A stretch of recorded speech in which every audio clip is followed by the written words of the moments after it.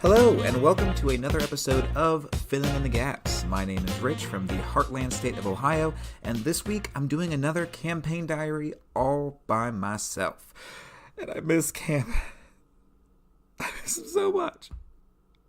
If you guys are new to the podcast, usually what Filling in the Gaps is myself and Cameron, my best friend from down in the biggest and baddest state of Texas, will roll 2d20s on a random table of themes and either scenarios or monsters. We're not an actual play podcast, but out of those two rolls, we hope to come up with some either crazy idea or wonderful idea that you can use to inspire yourself next time you sit down to play at your next game night. Look, we know that DMing every week or every other week can sometimes be hard, you run out of ideas, or sometimes it's just good to hear something that inspires you and you totally steal the idea and you change it and you make it your own thing. That's what we're all about. But this week, I'm going to be talking a little bit more about my world, some rules and some calls I made, and just really what's going on. Hopefully you can steal it, use it for yourself, or avoid my pitfalls. But before we go into anything else, the two things I'm going to kind of be focusing on today that happened a little bit in my last session was the idea that your players want to be heroes or want to have renown, and that you can bring the backstory to your players. And sometimes how I think as DMs, we wait too much for the players to bring up their own backstory instead of just shoving their backstory back in their face. So before we get into that though, let me talk about what's going on in my world. Now, last time we talked, just the two of us. No one else is here. Just me and you. But the last time we talked, sorry that was so weird. The last time we talked, I mentioned how in my world, currently all of the gods are dead. And let me explain that dead might not be the best word to use. In my games, I've always had such a hard time of incorporating the gods into my games. I mean, honestly, they're so big. Why can't they just fix the world's problems on their own? Like, if I'm going to introduce all of these D&D gods, how am I going to make them actually not just characters who finish the story on their own? So for a lot of my time as a player and as a DM, I avoided ever bringing up the gods at all for fear that they would pigeonhole me, or that my players would use them just to leap over huge parts of the story, or that me as the DM would absentmindedly step on the players' toes and rob them of the fun of fixing some of their own problems. But recently, I mean over the past 4 or 5 months, two things have inspired me as a DM to make the gods in my world work. The first is listening to all the mythology talked about on Sarcastic Productions' YouTube channel. If you guys are looking for just a channel that can give you what's going on when it comes to mythology and history, check out Sarcastic Productions on YouTube. I've talked about them before. They're great. But also through reading a book called The Gardens of the Moon by Steven Erikson. It's actually a part of, I think, a 13-book saga, and the book was fantastic. I highly recommend it as both a fantasy book, but also as a book that shows how gods can be involved with the world without robbing the players of agency. Because here's the thing. Remember my first point. Your players want renown. They want to be heroes. And what heroes are in D&D and in fantasy movies and genres and films are people who move the plot along. We never want to rob our characters and our players of the feeling that the world hangs in their balance. Now, maybe not all the world, but the world around your characters. You don't want your players showing up to the table and feeling like, well, great, I'm glad I'm here in the passenger seat of the story. Heroes in fantasy films, fantasy films and movies, I'm currently reading Lord of the Rings again right now, and the heroes in there seem to have such weight in deciding what happens. They seem to have such weight in determining the outcome of what'll be happening. Now, sometimes you might run into a character who is able to aid you, but it's your players who sought them out, and they're equipping your players, which brings me back to mythology. Guys, in Greek mythology, the gods are all up in the hero's business. Seriously, providing them with awesome equipment and boons and direction and pointing them in the right places they should go and look and how to fight. They're everywhere. But those heroes seem massive and larger than life. Why? Because the gods set up the heroes. The gods spotlight the heroes. They say, hey, this guy, this girl, these heroes, they're going to be special. Keep an eye on them. And that inspired me to kill all the gods in my world. Okay, so to to talk about that a little bit. Look, there have been gods in my world, and when my session first started 4 or 5 years ago, I said that because of the more scientific use of magic, because of wizards and these arcane sorcerers pulling on magic so much, that they slowly made the gods' control of the material plane lesser and lesser. In my world, I've currently been describing the cosmology of my D&D world, that the sun is the portal to the abyss and the nine hells, and the moon is the portal to the more heavenly planes. Now, this is the reason, or this is why that worked. Originally, it's known lore in my world that at one point, the moon never set.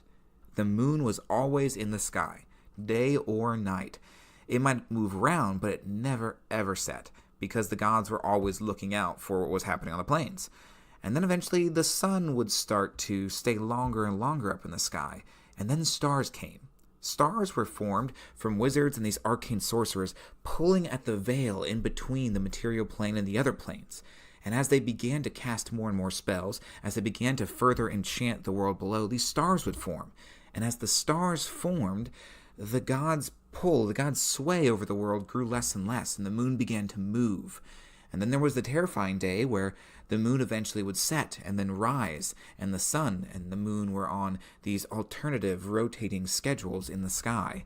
And then when my original campaign started, about 4 years ago, I said that because the gods were feeling so weak, because their pull, their power had dwindled so little, the gods, still interested in trying to protect and lead the world, asked their followers to make them actual physical vessels to dwell in. These were these giant, mechanical, rune-carved, wooden and steel Goliaths and golems that were honestly the size of a Jaeger. I really like the Pacific Rim movies, guilty confession. They were the size of these Jaegers, and originally 5 gods asked to be made these vessels because a demon cult had made a vessel for Orcus, and they clashed in this giant titanic battle, some of them dying in the process. And when these vessels died, the gods were flung back into the now not accessible moon. And eventually, the gods' powers dwindled even further and further. One god sat down, Thorin, the god of war, law, and justice. And as he sat down, a city was built around him.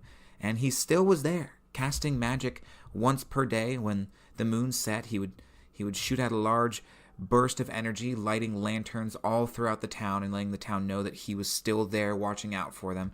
But eventually, Thorin himself would die. The god of secrets, Nimrus, she would go off and spend her last few days dropping off pieces of her power in different groves. All the gods little by little left, and with them the moon left. And in the absence of the moon, there came eternal sun, eternal light. Crops were harder to grow. Magic began to get more unpredictable and uncontrollable. And eventually, the worst thing happened. Orcus came back. But not Orcus in a mech. Actual Orcus. Actual Orcus was summoned back into the plane because of one of my players' unsuccessful attacks. It was a monk, okay? They had 3 attacks. They needed to do 2 damage, and they missed 3 times. And rather than, as the nice guy DM I can tend to be, saying, I'll give you a reroll, or, actually, you hit, I said, give me 10 minutes. And I thought through what would happen if Orcus actually got summoned into the world.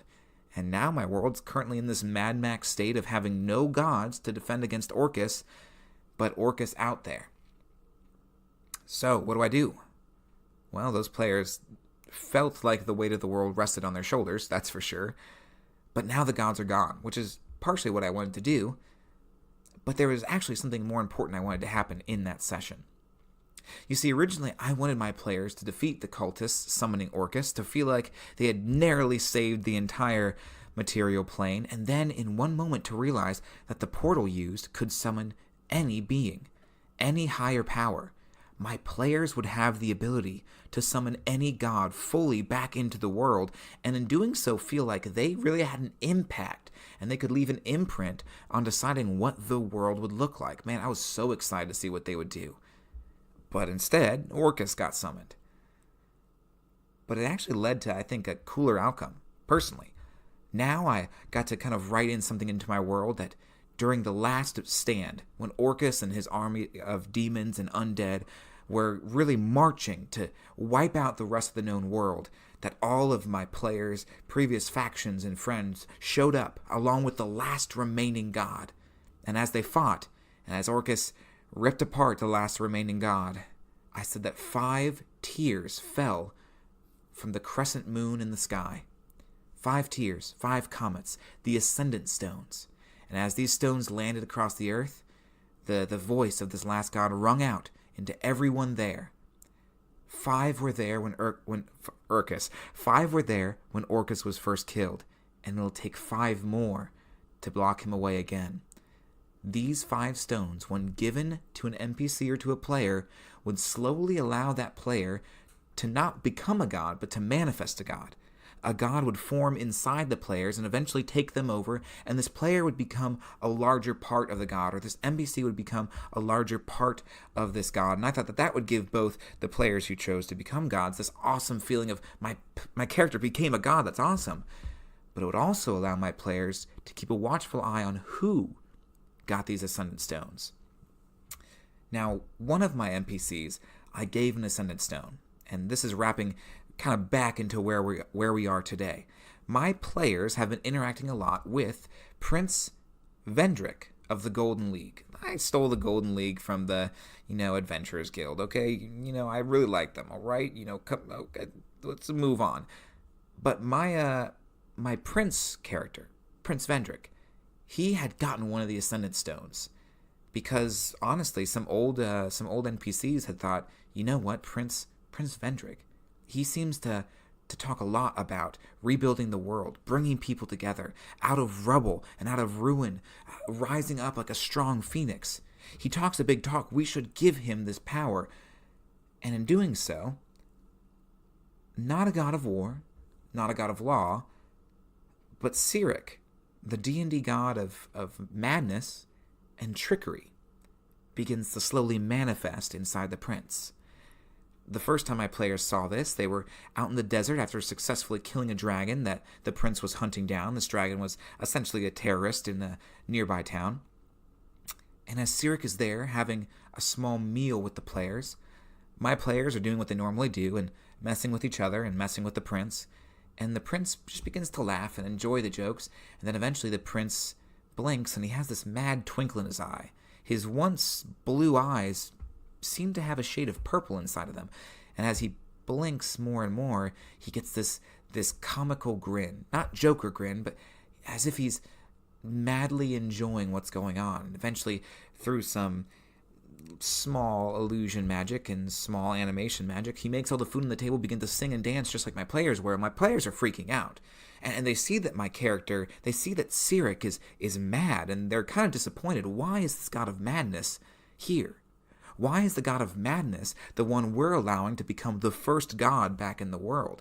And my players constantly pushed against him, constantly pushed against his motives, constantly pushed against, hey, what are you doing here?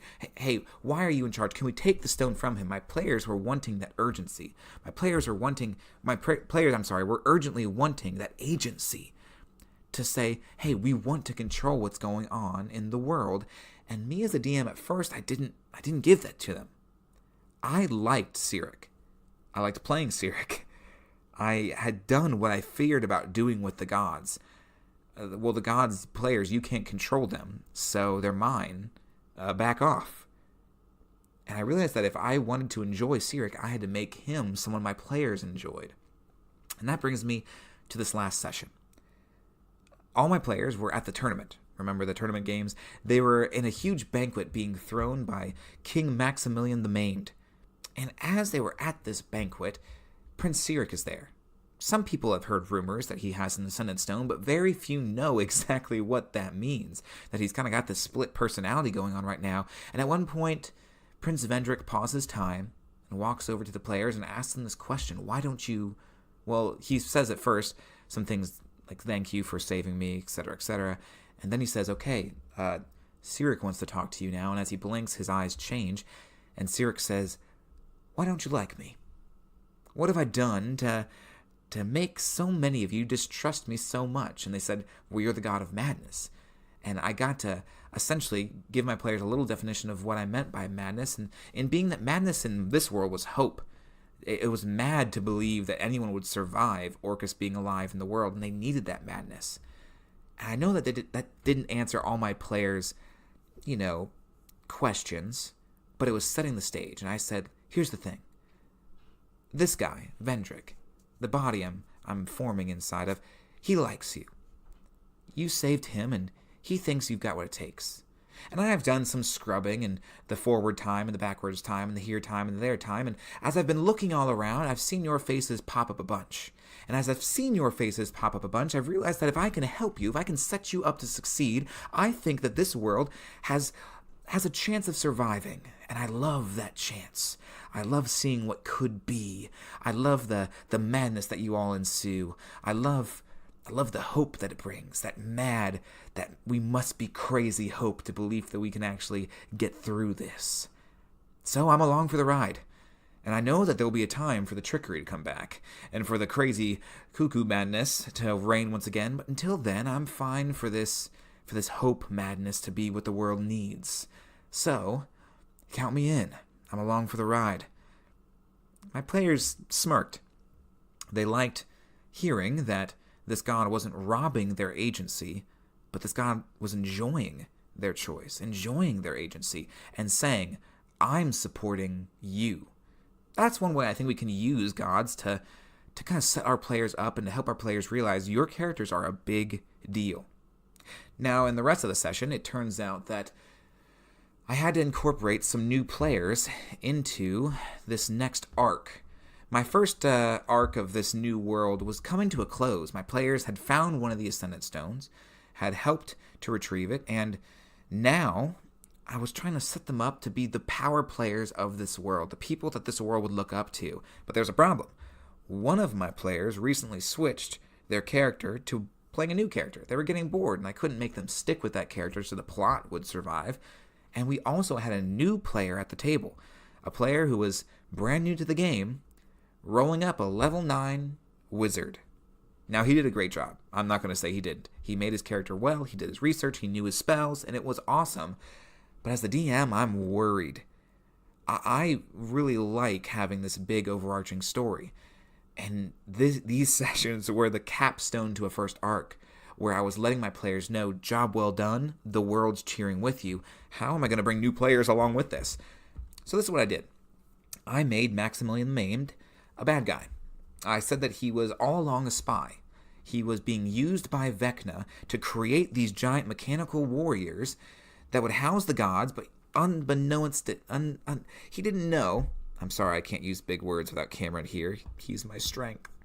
But unknown to everybody else and the king, these vessels that the gods were being housed in had flaws and would slowly make the gods weaker and weaker. And when the gods were gone, Vecna knew, the Lord of Secrets, he knew that then the Ascendant Stones would have to come. And if he can get an Ascendant Stone, Vecna could finally become a god. So I said that the king, out of asking the question, how can I win the war that's currently going on, sold his soul to Vecna. And in this moment, I had to incorporate one of my players' backstories.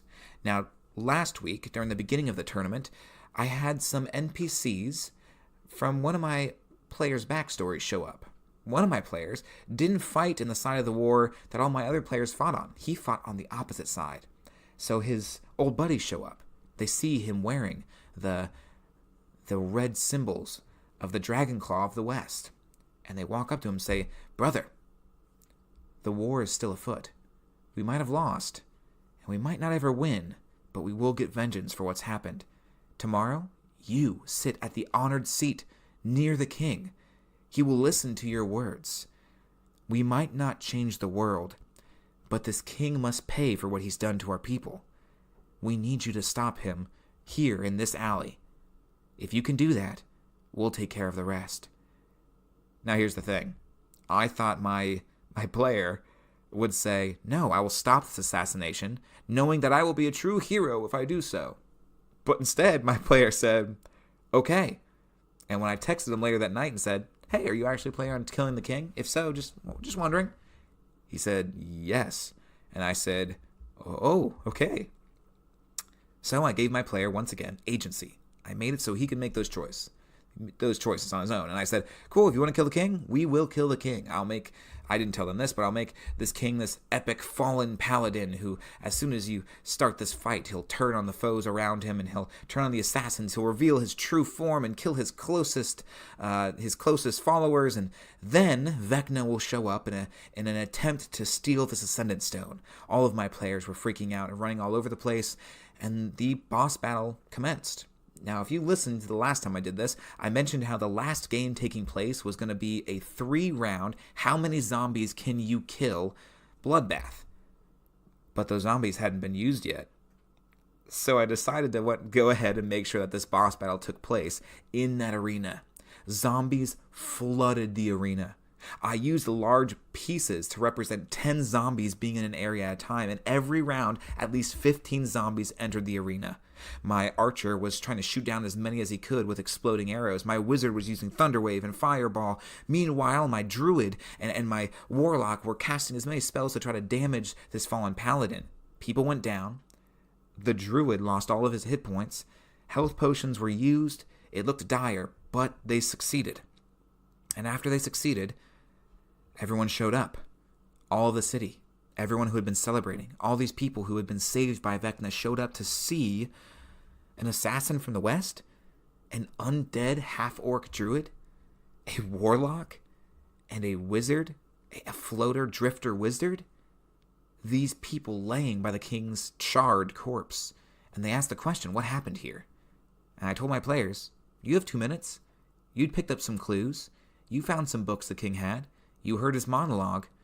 Now, what's happening? How are your players defining what just happened? Oh, also, Prince Vendrick was there. But he had this mad look in his eye. This purple hue to his eyes.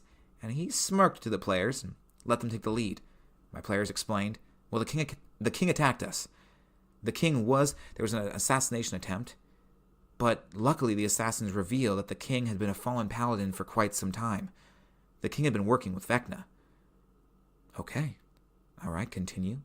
He had this book. He sold his soul. And in doing so, he doomed himself, and maybe all of us, to this world. We didn't necessarily mean to kill the king, but we're glad that we did.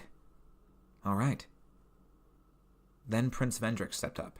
And I used Cyric, the god of madness, to further cement what the players had said. He said, everyone, these men right here, enemies we might want to label them for killing a beloved king, have done a good service. They killed an enemy. The king has been dead for a long time, or so it appears. They killed someone who led our world further into madness. We owe them the highest honor and the highest praise. And I say here, in front of all of the tournament, in front of all of the town, that these 4 have my highest esteem, and I declare them the winners. Yeah, that's right. I went ahead and just gave them everything that they could win from the tournament. But then I had another player step up, an old bard NPC. That's right, my warlock player switched from being a bard to being a warlock. And I said that old character stepped up and said, I've been working on a song for quite some time. Everyone still silently in the arena, mourning the loss of this great king. And this bard steps forward and says, it's a song about the moon. And I played a song by the High Kings that sadly I can't think of right now. But the chorus of the song included the words, and the pikes must be together at the rising of the moon. And I just had my players sit there and listen to the song. And when it picks up in the middle, it takes a celebratory tone. There's stomping and clapping. And I said that the world, the city, looked at these players now, not as villains, not as vagabonds, not as wanderers, not as murder hobos, but as people who the king, who may be the only god left in the world, the king being the prince, he's now the king, considered heroes, considered winners of this tournament, and considered, in more ways than one, their saviors. My players had the biggest freaking smiles on their faces. So, now that that's kind of what's been going on in my world, what can you guys do? I want to encourage you guys, as much as you can, use your awesome NPCs, not just as people who your players can interact with and see, but as much as you can, have them shine the spotlight on your players. If they turn in a quest that's a big deal, have the town celebrate. Have the king call them out. Have the head wizard give them a diploma, or give them even just a small little button that they can put on their cloak. Something that says, I approve of what you're doing. I like who you guys are. I like your stuff. I think you're going to change the world. Magic items are good, yes, but make sure your NPCs themselves are showing their appreciation somehow. Also, bring the backstory to your players. I'd actually been having a hard time thinking of how I can have Sentig, the character who was the gnome archer who used to fight on the other side of the war. I was having a hard time figuring out what my player wanted to do with him, and I think he was too. He had this backstory that he was fighting on the other side of the war, but we weren't really doing anything with it. So instead of waiting for the backstory to come to him for him to bring it up, I was like, you know what? I'm going to shove it right down your throat. How much of a Western troop are you? I know you said you used to. You're getting along with these players, but if you have the chance to assassinate this guy who's done so much wrong to you, what will you do? And he took it. And I'm glad he did, because now, after that session, he got the chance to say a lot. He led those conversations of, yeah, we killed the king, but... Yeah, we killed the king, he was a bad guy, and he used to be, but I believe in this country, I believe in this and that, and it was awesome. So my two encouragements are, let your players be heroes. And maybe that doesn't mean that they're knights in shining armor. They probably still steal and murder with those random people walking down the road, but let them feel like they're a big deal at least. Make some people afraid when they're around. Make some bad guys just run away when they see them. Make them a big deal. They want that. And also, sometimes bring the backstory to your players, if your players have it. If they don't, if there's just little things they've teased at, use those little things as much as you can and shove it back in their face. It makes them decide, oh, that's right, my character was supposed to be this. Are they, or are they not? I hope that was somewhat helpful for you guys. I really miss not having Cam here, but I hope that you guys could take a little bit out of what I've been doing in my world and maybe use it in your own world. If you guys haven't heard, Libera's Arcana Dice, they provide some great dice. You should check them out. And also, we want to hear from you guys. You should join us on our Discord or our Reddit page or on Twitter. You can look us up by looking up Filling in the Gaps or FITGDND. And if you hop over on our Reddit or Twitter, you'll find the link to get into our Discord, where we talk about what's inspiring us. A lot of DMs will talk about what's going on in their sessions, what we could do. Someone today posted some sweet pictures from a catacomb in France, and it was awesome. We talked a little bit about that. But come, check it out. Hopefully you guys got something out of this episode, and we will see you guys on the next one.